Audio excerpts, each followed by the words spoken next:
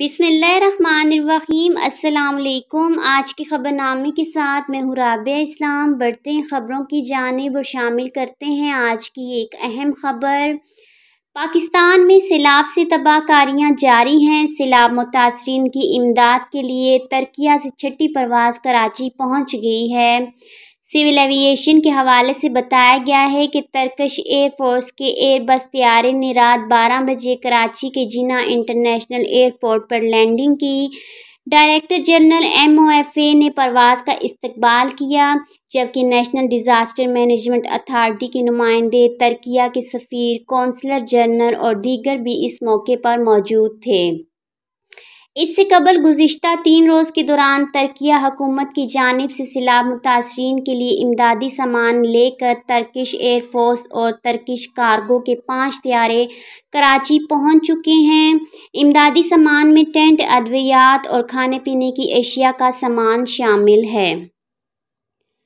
وزیر اعلیٰ سندھ سید مراد علی شاہ نے کہا ہے کہ سندھ میں سیلاب کے باعث 15 لاکھ گھر گر گئے، جن کی تعمیر کے لیے 450 بلین روپے درکار ہوں گے۔ وزیر اعلیٰ سندھ سید مراد علی شاہ نے کہا ہے کہ کچے علاقے ڈوبنے سے ہزاروں خاندان بے گھر ہوئے ہیں۔ سندھ کے 24 اضلاع، 102 تعلقہ اور 5727 دیہات بری طرح متاثر ہوئے ہیں۔ سیلاب کے باعث 405 اموات ہوئیں اور بڑی تعداد میں لوگ زخمی ہوئے۔ سندھ میں 31,72,226 ایکڑوں پر کھڑی فصلیں تباہ ہو گئیں۔ سندھ میں سیلاب سے 15 لاکھ گھر گر گئے۔ تعمیر کے لیے 450 بلین روپے درکار ہیں۔ فصلوں کے نقصان کا تخمینہ 3,35,441 ملین روپے لگایا گیا ہے۔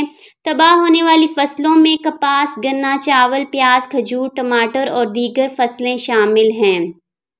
وزیر اعلیٰ سندھ نے کہا ہے کہ سندھ میں بارشوں کے باعث 2,281 کلومیٹر کی 770 سڑکیں تباہ ہوئیں، جن کے نقصانات کا تخمینہ 860 بلین روپے بنتا ہے۔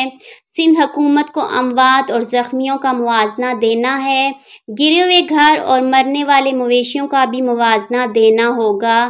زرعی مشینری، کھاد، کیڑے مار ادویات اور بیج پر سبسڈی دینا ہوگی۔ وزیر اعلیٰ سندھ نے ڈونرز کو بریفنگ دیتے ہوئے کہا کہ سبسڈی دینے سے زراعت کی بحالی میں مدد ملے گی۔